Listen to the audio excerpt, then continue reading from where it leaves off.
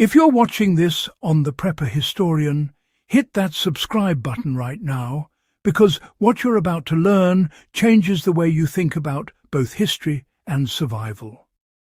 Let's start with a simple question that has been bothering military historians, preppers, and engineers for decades.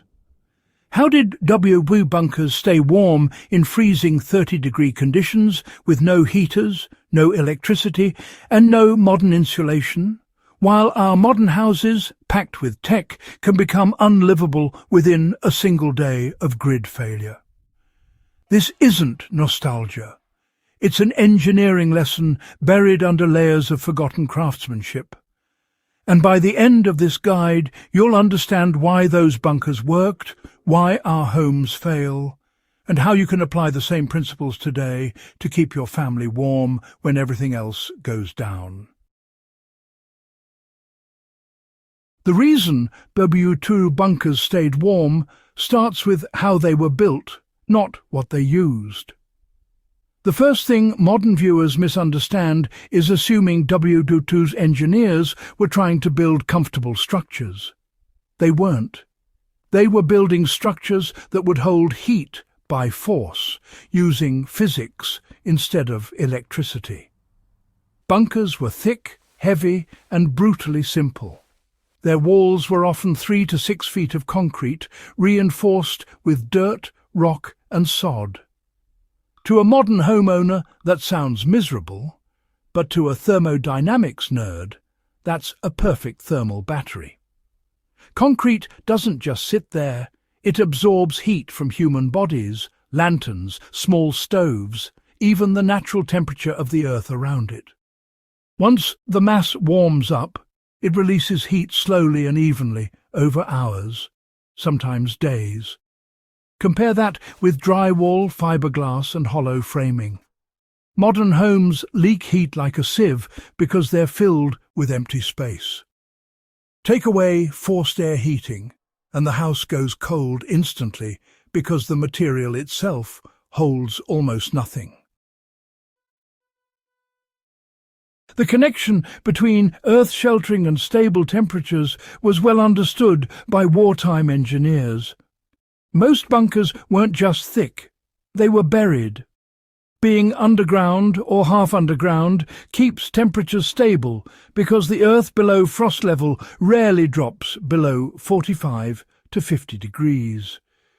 When your starting point is 50 degrees instead of 30 degrees, your bodies only need to add about 20 degrees to feel warm. This isn't theoretical. German Tobruk bunkers in North Africa and Soviet frontline fortifications in the east both use partial burial paired with low ceilings to trap heat. The result was a consistent internal climate even when the outside froze. This is the exact same principle behind modern earth-sheltered homes, storm shelters and root cellars. Want to apply this today?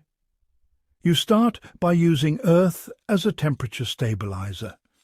Even a partially buried shipping container, properly ventilated and reinforced, instantly gains the advantage bunkers had. The ground protects your temperature baseline. The internal layout of a WWII bunker was specifically designed to prevent heat loss, not to maximize spaciousness. Modern homes are built with open-concept layouts because they feel bigger. But bigger spaces bleed heat fast. WWII bunkers didn't waste a cubic inch.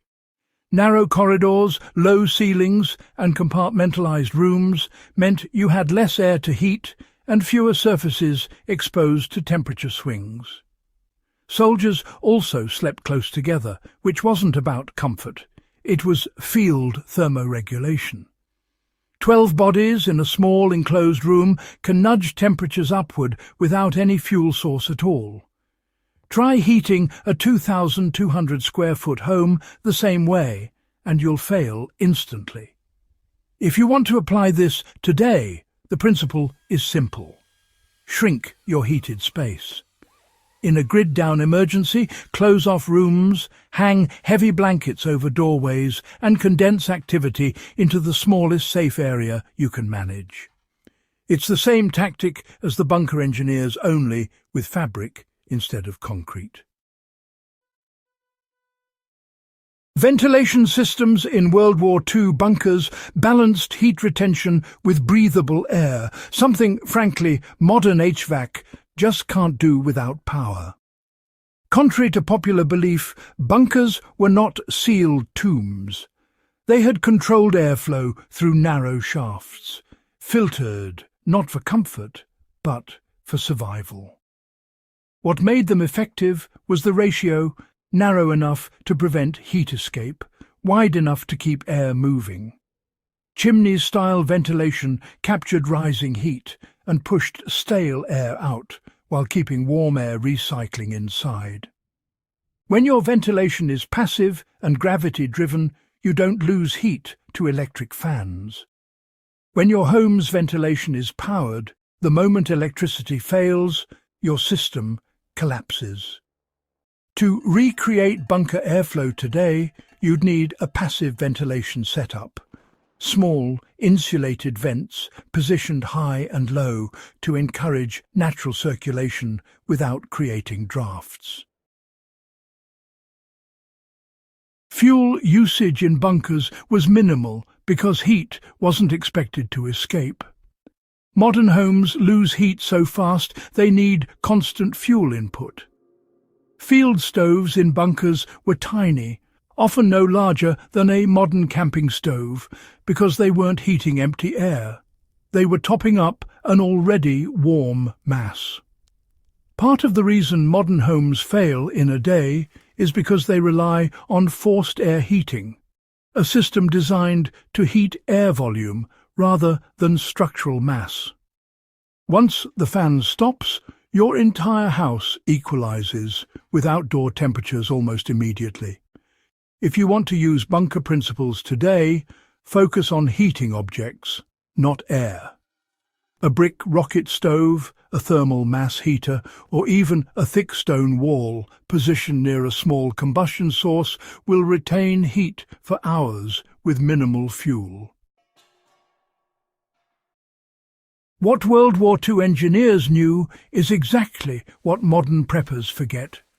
Survival warmth is structural, not technological. The men designing bunkers weren't trying to make you comfortable. They were trying to keep you alive when fuel, tools and manpower were stretched thin. So they built structures that fought the cold for them. That mindset is something every modern prepper should adopt, build or modify the environment first, rely on gear second. If you're building an off-grid cabin, store near the earth. If you're prepping your urban home, identify small spaces that can serve as your heat retention zone in a blackout. If you're designing a shelter, use mass, stone, brick, earth, sandbags to stabilize temperature. The principles haven't changed since 1940, only we forgot how to use them. If you found this breakdown valuable and want more deep dives into the engineering and survival methods our ancestors mastered, subscribe to The Prepper Historian and share this guide with someone who thinks modern homes are good enough. History says otherwise.